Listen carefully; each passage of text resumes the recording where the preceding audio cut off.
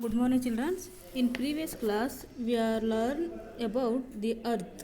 So last previous class ನಾವು earth ಅನ್ನೋ lesson ಬಗ್ಗೆ ಡಿಸ್ಕಷನ್ ಮಾಡ್ತಾ ಇದ್ವಿ. ಅಂದರೆ ನಮ್ಮ ಭೂಮಿ ಮೇಲೆ ಸಿಗ್ತಕ್ಕಂತಹ ಕೆಲವೊಂದು ಫ್ಯೂಚರ್ಸ್ಗಳ ಬಗ್ಗೆ ಅದನ್ನ ನಾವು ಲಾಸ್ಟ್ ಕ್ಲಾಸಲ್ಲಿ ಡಿಸ್ಕಷನ್ ಮಾಡಿದ್ವಿ.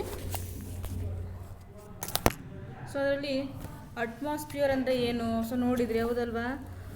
Our earth is made of land and water. There is more water than land on earth. The earth has air all around it called the atmosphere.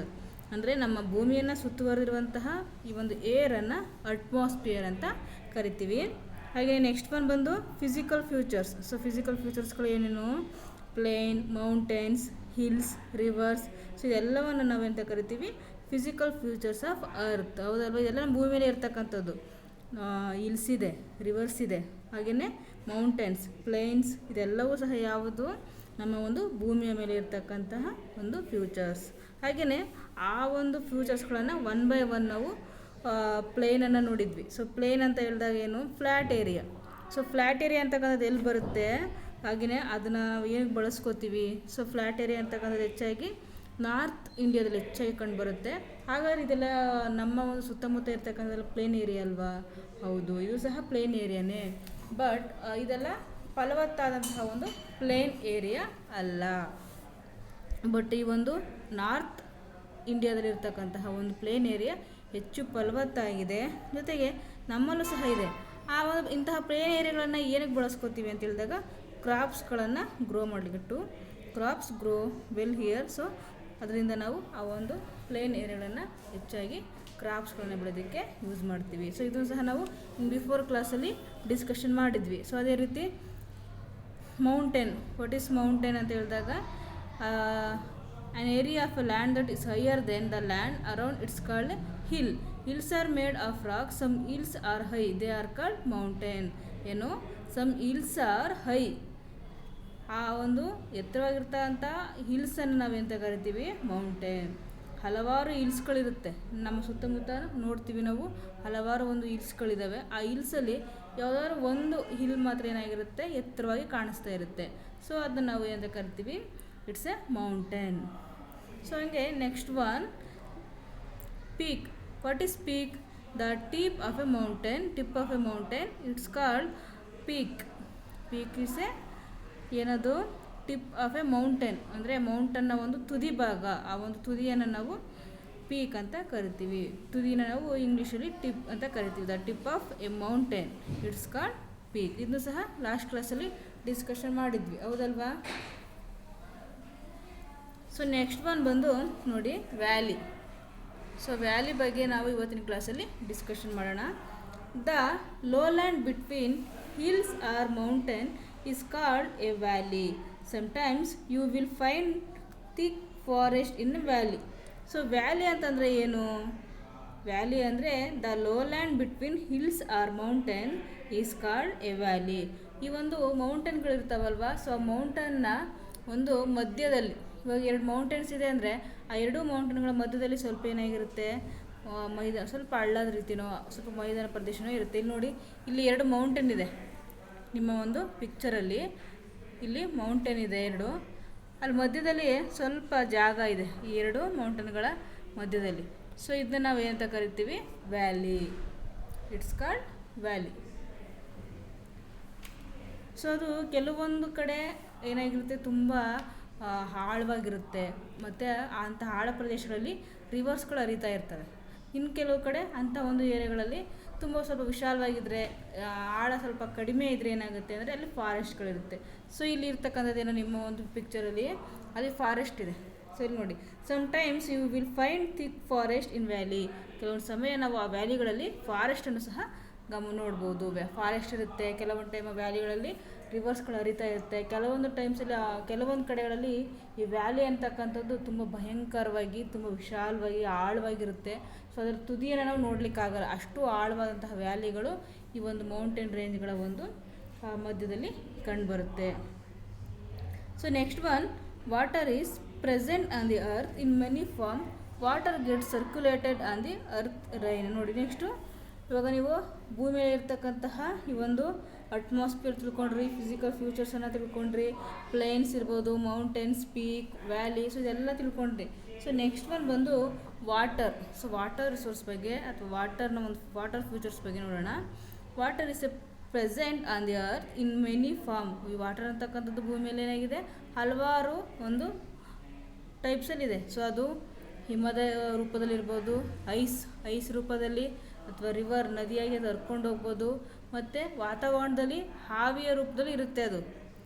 ಹೌದಾ, ಆವಿಯ ರೂಪದಲ್ಲಿ ನೀವು ಅನ್ಕೋತಾ ಇರ್ಬೋದು, ಇದೇನು ಮಿಸ್ ಆವಿ ಅಂತ ಹೇಳ್ತಾರಲ್ಲ ಹೊಸದಾಗಿ ಅಂತ ನೀವು ಅನ್ಕೋತಾ ಇರ್ತೀರ. ಬಟ್ ಆವಿ ರೂಪದಲ್ಲಿ ನಮ್ಮ ಕಣ್ಣಿಗೆ ಕಾಣಿಸ್ತಾ ಇರೋ ಆವಿಯ ರೂಪದಲ್ಲೂ ಇರುತ್ತೆ ಅದು. ಈ ಒಂದು ಭೂಮಿಯಲ್ಲಿ ಇರ್ತಕ್ಕಂಥ ನೀರು ಸೂರ್ಯನ ಶಾಖಕ್ಕೆ ಕಾದಾಗ ಏನಾಗುತ್ತೆ, ಅದು ಕಾದು ಆವಿಯಾಗಿ ಪರಿವರ್ತನೆಯಾಗಿ ಒಂದು ಅಟ್ಮಾಸ್ಫಿಯರಲ್ಲೇ ಇರುತ್ತೆ. ನೀವು ಚಳಿಗಾಲದಲ್ಲಿ ಕೈನ ಸುಮ್ಮನೆ ಜೋರಾಗಿ ಬೀಸಿದ್ರೆ ತಣ್ಣಗಾಗುತ್ತೆ. ಸೊ ಯಾಕೆ, ಆ ಒಂದು ಗಾಳಿಯಲ್ಲಿ ನೀರಾವಿ ಇರುತ್ತೆ. ಸೊ ಅದಕ್ಕೋಸ್ಕರ ವಾಟರ್ ವೇಪರ್ ಇರುತ್ತೆ. ಆ ವಾಟರ್ ವೇಪರ್ ಇರೋದ್ರಿಂದನೇ ನಮಗೆ ತಣ್ಣಗೆ ಅನಿಸೋದು. ಕೆಲವೊಂದು ಟೈಮಲ್ಲಿ ಬೇಸಿಗೆ ಕಾಲದಲ್ಲಿ ನೀವು ಜೋರಾಗಿ ಕೈ ಆಡಿಸಿದ್ರು ಇಲ್ಲ, ಎಂಥದ್ದು ಇಲ್ಲ, ಸೆಕೆನೇ ಆಗುತ್ತೆ. ಯಾಕೆ, ವಾಟರ್ ವೇಪರ್ ಇರಲ್ಲ. ಸೊ ಅದಕ್ಕೋಸ್ಕರ ಅಂದರೆ ನೀರು ಯಾವ್ಯಾವ ರೂಪದಲ್ಲಿರುತ್ತೆ, ದ್ರವ ರೂಪದಲ್ಲಿರುತ್ತೆ, ಮತ್ತು ಸಾಲಿಡ್ ರೂಪದಲ್ಲಿರುತ್ತೆ, ಹಾಗೆಯೇ ದ್ರವ ರೂಪದಲ್ಲೂ ಇರ್ಬೋದು, ಮತ್ತು ವಾಟರ್ ವೇಪರ್ನ ರೂಪದಲ್ಲೂ ಇರುತ್ತೆ. ಸೊ ಇದರ ಒಂದು ವಾಟರ್ನ ಒಂದು ಮೂಲ ಯಾವುದು, ರೈನ್. ಸೊ ವಾಟರ್ನ ಒಂದು ಮೂಲ rain. When snow melts on mountain it comes down to the plains as a river. When water falls from a great height it form a waterfall. So ಈ ಒಂದು ವಾಟರ್ ಫಾಲ್ ಅಂತಕ್ಕಂಥದ್ದು ಹೇಗಾಗುತ್ತೆ ಅಂತ, so ಅದು ಒಂದು future ನೋಡೋಣ.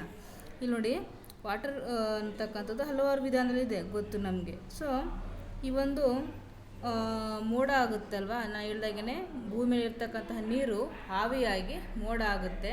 Clouds ಆದಾಗ ಮೌಂಟೇನ್ಸ್ಗಳು ಏನು ಮಾಡುತ್ತೆ, ಅದನ್ನು ತಡೆಯುತ್ತೆ. ಸೊ ತಡೆದಂಥ ಸಂದರ್ಭದಲ್ಲಿ ಅದು ಮಳೆಯಾಗಿ ಬರುತ್ತೆ.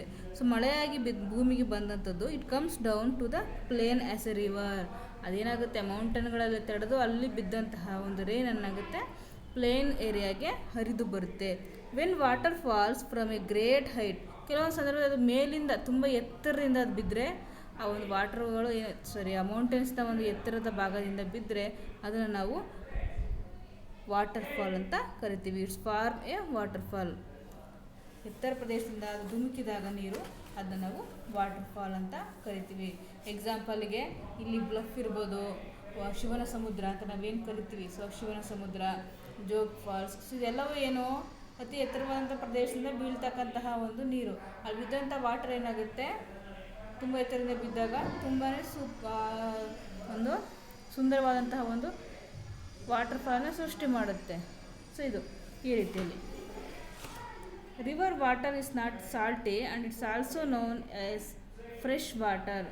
ಸೊ ಇಲ್ಲಿ ನಾವು ಈ ಒಂದು ರಿವರ್ನ ನೀರನ್ನು ನೀವು ಟೇಸ್ಟ್ ಮಾಡಿದ್ರೆ ಗೊತ್ತಾಗಿರುತ್ತೆ, ಹೇಗಿರುತ್ತೆ ಅದು, ಸಾಲ್ಟಿ ಆಗಿರುತ್ತಾ, ಇಲ್ಲ ಸಾಲ್ಟಿ ಆಗಿರಲ್ಲ, ಬದಲು ಏನಾಗಿರ್ತದೆ, ಸ್ವೀಟಾಗೇ ಇರುತ್ತೆ.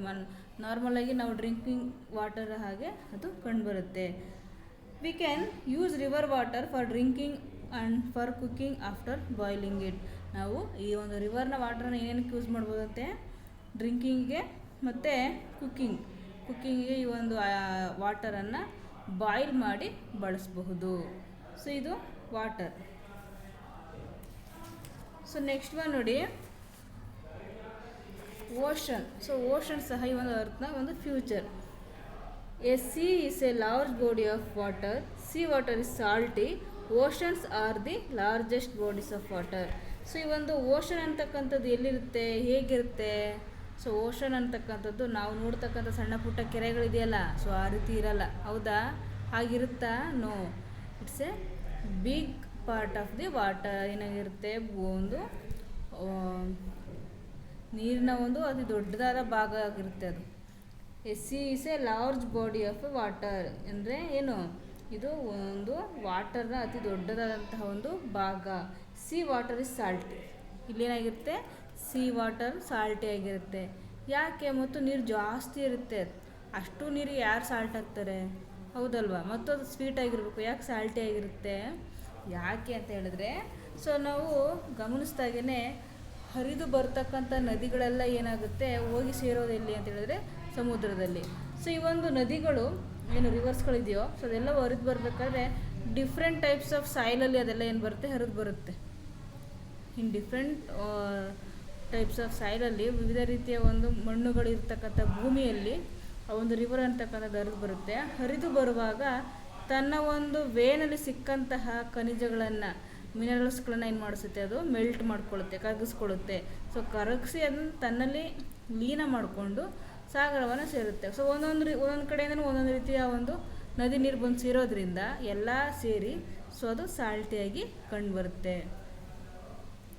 ಜೊತೆಗೆ ಸಾಗರದ ನೀರು ಎಲ್ಲೂ ಹರ್ಕೊಂಡು ಹೋಗೋದಿಲ್ಲ. ಸೊ ಅದು ಏನಾಗಿರುತ್ತೆ, ಒಂದು ಪ್ರದೇಶದಲ್ಲಿ ಅದು ಇರೋದ್ರಿಂದ ಸೊ ಅಲ್ಲಿ ಹಾವಿ ಆಗಬೇಕಾದ್ರೆ ಅಲ್ಲಿ ಆ ಒಂದು ಲವಣಾಂಶಗಳೆಲ್ಲ ಅಲ್ಲೇ ಉಳ್ಕೊಳ್ಳುತ್ತೆ, ನೀರು ಮಾತ್ರ ಹೆಚ್ಚು ಹಾವಿ ಆಗೋದು. ಸೊ ಅದರಿಂದ ಸಾಲ್ಟ್ನ ಒಂದು ಪ್ರಮಾಣ ಅಲ್ಲಿ ಹೆಚ್ಚಾಗಿ ಕಂಡುಬರುತ್ತೆ. Oceans R the largest bodies of water. So ನಾವು ನೋಡಿದಾಗೇ ಬೇರೆ ವಾಟರ್ನ ಭಾಗಗಳಿಗಿಂತ ಈ ಒಂದು ಓಷನ್ ಪಾರ್ಟ್ ಅಂತಕ್ಕಂಥ ತುಂಬಾ ದೊಡ್ಡದು. ಸೊ ಅಲ್ಲೊಂದು ಕ್ವಶನ್ ಕೊಟ್ಟಿದ್ದಾರೆ ನೋಡಿ, ಥಿಂಕ್ ಮಾಡಿ. Can we use sea and ocean water for our daily use? ಕೇಳ್ತಾ ಇದ್ದಾರೆ ನೋಡಿ ಅವರು. ಈ ಒಂದು ಸೀ ವಾಟರ್ನ ನಾವು ಡೈಲಿ ಯೂಸ್ಗೆ ಬಳಸ್ಬೋದಾ ಅಂತ. ಸೊ ನೀವೇನೇ ಥಿಂಕ್ ಮಾಡಿ ನೋಡೋಣ. ಥಿಂಕ್ ಮಾಡಿ ಅದ್ರ ಬಗ್ಗೆ ಯೋಚನೆ ಮಾಡಿ ನಿಮ್ಮ ವಾಟ್ಸಪ್ ಗ್ರೂಪಲ್ಲಿ ಅದನ್ನು ಸೆಂಡ್ ಮಾಡಿ ಆನ್ಸರನ್ನು. Large areas of land that are dry and usually covered with sand are called desert. There is very little water in desert and as such only few plants like cactus grow here. ಈ ಒಂದು ಮರುಭೂಮಿ ಅಂತಕ್ಕಂಥದ್ದು ಎಲ್ಲಿ ಬರುತ್ತೆ, ಹೇಗಿರುತ್ತೆ ಅಂತ ಹೇಳಿದ್ರೆ, so ಮರಳು ನೋಡಿದ್ದೀರಲ್ವ ನೀವು ನಿಮ್ಮ ಅಕ್ಕಪಕ್ಕದಲ್ಲಿ. ಈ ಮನೆ ಏನಾದರೂ ನಿರ್ಮಾಣ ಮಾಡಬೇಕಾದ್ರೆ ಮರಳನ್ನು ತಂದು, ಮರಳಿನ ರಾಶಿಯನ್ನು ತಂದು ಇಟ್ಟಿರ್ತಾರೆ. ಸೊ ಆ ಒಂದು ಮರಳನ್ನು ನಾವು ಸ್ವಲ್ಪ ಪ್ರಮಾಣದಲ್ಲಿ ನೋಡಿರ್ತೀವಿ. ಬಟ್ ಈ ಒಂದು ಡೆಸರ್ಟ್ ಏರಿಯಾ ಅಂತಕ್ಕಂಥದ್ದು ಸಂಪೂರ್ಣವಾಗಿ ಏನಾಗಿರುತ್ತೆ, ಡೆಸರ್ಟ್ ಅಲ್ಲಿ ಮರಳಿಂದನೇ ಆವರಿಸಿರುತ್ತೆ, ಸ್ಯಾಂಡಿಂದನೇ ಆವರಿಸಿರುತ್ತೆ. ಅದನ್ನು ನಾವು ಡೆಸರ್ಟ್ ಅಂತ ಕರಿತೀವಿ. ಅಂದರೆ ತುಂಬ ಒಂದು ದೊಡ್ಡದಾದಂತಹ ವಿಶಾಲವಾದಂಥ ಭೂಭಾಗ. A large area of land that are dry and usually covered with sand are called desert. ತುಂಬ ಒಣ ಹವಾಮಾನವನ್ನು ಒಳಗೊಂಡಿರುತ್ತೆ. ಜೊತೆಗೆ ಹೆಚ್ಚು ಭೂಭಾಗ ಮರಳಿನಿಂದನೇ ಆವರಿಸಿರುತ್ತೆ, ಸ್ಯಾಂಡಿಂದನೇ ಅದು ಕವರ್ಡ್ ಆಗಿರುತ್ತೆ. ಸೊ ಅಂಥದ್ದನ್ನು ನಾವು ಡೆಸರ್ಟ್ ಅಂತ ಕರಿತೀವಿ. There is very little water in desert. ಅಲ್ಲಿ ಏನಾಗಿರುತ್ತೆ, ತುಂಬ ಕಡಿಮೆ ಪ್ರಮಾಣದ ನೀರಿರುತ್ತೆ. And as such only few plants like cactus grow here. ಅಲ್ಲಿ ಕಡಿಮೆ ಪ್ರಮಾಣದ ನೀರಿರೋದ್ರಿಂದ ಏನಾಗುತ್ತೆ, ಸಸ್ಯಗಳ ಸಂಖ್ಯೆಯೂ ಸಹ ಕಡಿಮೆ. ಸೊ ಅದರಿಂದಲ್ಲಿ ಕೆಲವೊಂದು ವಿಧದ ಪ್ಲ್ಯಾಂಟ್ಸ್ಗಳು ಮಾತ್ರ ಬೆಳೆಯುತ್ತೆ. ಸೊ ಕ್ಯಾಕ್ಟಸ್ ಅಂತಹ ಒಂದು ಗಿಡಗಳು. The camel is a useful animal in the desert. ಹಾಗಾದರೆ ಇಲ್ಲಿ ಬಳಸ್ತಕ್ಕಂತಹ, ಇಲ್ಲಿ ಯೂಸ್ ಆಗ್ತಕ್ಕಂಥ ಒಂದು ಅನಿಮಲ್ ಯಾವುದು? ಬೇರೆ ರೀತಿಯ ಪ್ರಾಣಿಗಳು ಹೆಚ್ಚಾಗಿ ಕಂಡುಬರೋಲ್ಲ. ನಮ್ಮಲ್ಲಿ ನೋಡಿದಾಗೇ ಎಲಿಫೆಂಟ್ ಇರ್ಬೋದು, ಚೀತಾ ಇರ್ಬೋದು, ಟೈಗರ್, ಹಾಗೆಯೇ ಸೊ ಏನೇನು ವೆರೈಟಿ ಆಫ್ ಫಾರೆಸ್ಟಲ್ಲಿ ಇರ್ತಕ್ಕಂಥ ಒಂದು ಅನಿಮಲ್ಸ್ಗಳು ನೋಡಿದಿರಲ್ವಾ. ಸೊ ಅಂತಹ ಅನಿಮಲ್ಸ್ಗಳು ಯಾವುದೂ ಸಹ ಈ ಒಂದು ಡೆಸರ್ಟ್ ಏರಿಯಾದಲ್ಲಿ ಹೆಚ್ಚಾಗಿ ಕಂಡುಬರೋಲ್ಲ. ಅಲ್ಲಿ ಬರ್ತಕ್ಕಂಥದ್ದು ಸೊ ಅಲ್ಲಿ ಹೊಂದ್ಕೊಂಡು ಬದುಕ್ತಕ್ಕಂಥ ಡಿಫ್ರೆಂಟ್ ಟೈಪ್ಸ್ ಆಫ್ ಒಂದು ಅನಿಮಲ್ಸ್ ಕಂಡು ಬರುತ್ತೆ. ಅದರಲ್ಲಿ ಹೆಚ್ಚಾಗಿ ಬಳಸ್ತಕ್ಕಂಥದ್ದು, ಹೆಚ್ಚಾಗಿ ನಾವು ನೋಡ್ತಕ್ಕಂಥದ್ದು ಯಾವುದು ಅಂದರೆ ಈ ಒಂದು ಕ್ಯಾಮಲನ್ನು. The camel is a useful animal in the desert as it can stay without water for many days. ನೋಡಿ ಯಾಕೆ ಅದನ್ನ ಹೆಚ್ಚಾಗಿ ಬಳಸ್ತಾರೆ ಅಂದರೆ, ಅದು ನೀರಿಲ್ಲದೇ ಹೆಚ್ಚು ದಿನಗಳ ಕಾಲ ಬದುಕಬಲ್ಲದು. ನೀರಿಲ್ಲದೇ ಹೆಚ್ಚು ದಿನ ಅದು ಬದುಕುತ್ತೆ. ಸೊ ಅದಕ್ಕೋಸ್ಕರ ಈ ಒಂದು ಕ್ಯಾಮಲನ್ನು ಡೆಸರ್ಟ್ಗಳಲ್ಲಿ ಬಳಸ್ತಾರೆ. ಸೊ ಈ ಒಂದು ಡೆಸರ್ಟ್ಗಳಲ್ಲಿ ಒಂದು ವಾಟರ್ನ ಪ್ರಮಾಣ ಕಡಿಮೆ ಇರುತ್ತೆ, ಪ್ಲ್ಯಾಂಟ್ಸ್ಗಳು ಸಹ ಕಡಿಮೆ ಇರುತ್ತೆ, ಜನಸಂಖ್ಯೆನೂ ಸಹ ಕಡಿಮೆ ಇರುತ್ತೆ, ಮತ್ತು ಅಲ್ಲಿ ಆಹಾರದ ಕೊರತೆಯೂ ಸಹ ಇರುತ್ತೆ. ಸೊ ಅದಕ್ಕೋಸ್ಕರ ಅಲ್ಲಿ ಒಂದು ಜನಸಂಖ್ಯೆ ಒಂದು ಜನವಸತಿ ಅಂತಕ್ಕಂಥದ್ದು ತುಂಬ ಕಡಿಮೆ ಇರುತ್ತೆ. ಸೊ ಬೇರೆ ಪ್ರದೇಶಗಳು ಹೋಲಿಸ್ಕೊಂಡ್ರೆ ಈ ಒಂದು ಡೆಸರ್ಟ್ ಅಂತಕ್ಕಂಥದ್ದು ತುಂಬ ಡಿಫ್ರೆಂಟ್ ಏರಿಯಾ ಆಗಿ ಕಂಡುಬರುತ್ತೆ. ಸೊ ಇದಿಷ್ಟು. ಜೊತೆಗೆ ನೆಕ್ಸ್ಟ್ ನೋಡಿ, we should be proud of our planet earth because it allows you us to live. We should try to look after all the precious things it gave us to make our life comfortable and good. So ಕೊನೆಯಲ್ಲಿ ಒಂದು ಮಾತು ಹೇಳಿದ್ದಾರೆ ಏನು, we should be proud of our planet earth because it allow us to live. ಹೌದಲ್ವಾ? So ಇಷ್ಟೆಲ್ಲ difference ಇದ್ರೂ ಸಹ ನಮ್ಮ ಒಂದು ಭೂಮಿಯಲ್ಲಿ ನಮಗೂ ಸಹ ಅಂದರೆ ಮನುಷ್ಯನಿಗೂ ಸಹ ಬದುಕಲಿಕ್ಕೆ ಒಂದು ಅವಕಾಶವನ್ನು ಮಾಡಿಕೊಟ್ಟಿದೆ. ನೀವು ಅಬ್ಸರ್ವ್ ಮಾಡಿರ್ಬೋದು, ಭೂಮಿ ಹಾಗೇ ಈ ಒಂದು ಬ್ರಹ್ಮಾಂಡದಲ್ಲಿ ಒಟ್ಟು 9 ಪ್ಲ್ಯಾನೆಟ್ಸ್ ಇದೆ. ಆ ಪ್ಲ್ಯಾನೆಟ್ಸ್ಗಳಲ್ಲಿ ಜೀವಿಗಳು ಇರೋದಕ್ಕೆ ಕಾರಣ ಆಗಿರ್ತಕ್ಕಂಥದ್ದು ನಮ್ಮ ಭೂಮಿಯಲ್ಲಿ ಮಾತ್ರ. ಈ ನೆಪ್ಚೂನ್ ಇರ್ಬೋದು, ಯಾವುದು ಬೇರೆ ಬೇರೆ ಮರ್ಕ್ಯುರಿ ಇದೆಯೋ, ಸೊ ಅದರಲ್ಲಿ ಯಾವುದರಲ್ಲೂ ಸಹ ಜೀವಿಗಳಿಲ್ಲ. ಬಟ್ ನಮ್ಮ ಅರ್ಥಲ್ಲಿ ಮಾತ್ರ ಇದೆ. ಅಂದರೆ earth is A special planet, ಹೌದಲ್ವಾ? ಸೊ ಅದನ್ನು ನಾವು ಏನು ಮಾಡಬೇಕು, ಸೇವ್ ಮಾಡಬೇಕು. ಸೊ ಅದು ತಕ್ಕನಂಗೆ ನಮಗೆ ಅದು ಹೇಗೆ ಬದುಕೋದಕ್ಕೆ ಅವಕಾಶ ಕೊಟ್ಟಿದೆಯೋ, ನಾವು ಇಲ್ಲಿರ್ತಕ್ಕಂಥ ಒಂದು ಪ್ಲ್ಯಾಂಟ್ಸ್ ಇರ್ಬೋದು, ಈ ಒಂದು ಭೂಮಿಯಲ್ಲಿ ಇರ್ತಕ್ಕಂಥ ವಸ್ತುಗಳನ್ನು ನಾವು ಅಷ್ಟೇ ರೆಸ್ಪೆಕ್ಟ್ ಕೊಟ್ಟು ಅದನ್ನ ನಾವು ಜೋಪಾನ ಮಾಡಬೇಕು. We should try to look after all the precious things. ಇಲ್ಲಿರ್ತಕ್ಕಂಥ ಪ್ರೀಶಿಯಸ್ ಥಿಂಗ್ಸ್ಗಳನ್ನು ನಾವು ಏನು ಮಾಡಬೇಕು, ಚೆನ್ನಾಗಿ ಅದನ್ನ ಒಂದು ಪರ್ಟಿಕ್ಯುಲರ್ ವೇನಲ್ಲಿ ನೀಟಾಗಿ ಅದನ್ನ ಬಳಸ್ಕೋಬೇಕು. ಸೊ ಆವಾಗ ಮಾತ್ರ hour life comfortable and good. So ಅಂಥ ಸಂದರ್ಭದಲ್ಲಿ ಮಾತ್ರ ನಮ್ಮ ಒಂದು ಲೈಫು ಕಂಫರ್ಟಾಗಿರುತ್ತೆ, ಗುಡ್ ಅನ್ನೋದಕ್ಕೆ ಸಾಧ್ಯ. ಸೊ ಇದಿಷ್ಟು ನಿಮ್ಮ ಈ ಒಂದು ದಿ ಅರ್ತ್ ಅನ್ನೋ ಲೆಸನಲ್ಲಿ ಇರ್ತಕ್ಕಂತಹ ಒಂದು ಇಂಪಾರ್ಟೆಂಟ್ ಥಿಂಗ್ಸ್ಗಳು. ಸೊ ಇದರಲ್ಲಿ ನೀವು ಅಟ್ಮಾಸ್ಫಿಯರ್, ಫಿಸಿಕಲ್ ಫ್ಯೂಚರ್ಸ್ಗಳ ಬಗ್ಗೆ ತಿಳ್ಕೊಂಡಿದ್ದೀರಾ. ಸೊ ನಾವು ನೆಕ್ಸ್ಟ್ ಕ್ಲಾಸಲ್ಲಿ ಅರ್ಲಿ ಹ್ಯೂಮನ್ಸ್ ಬಗ್ಗೆ ನೋಡೋಣ. Thank you.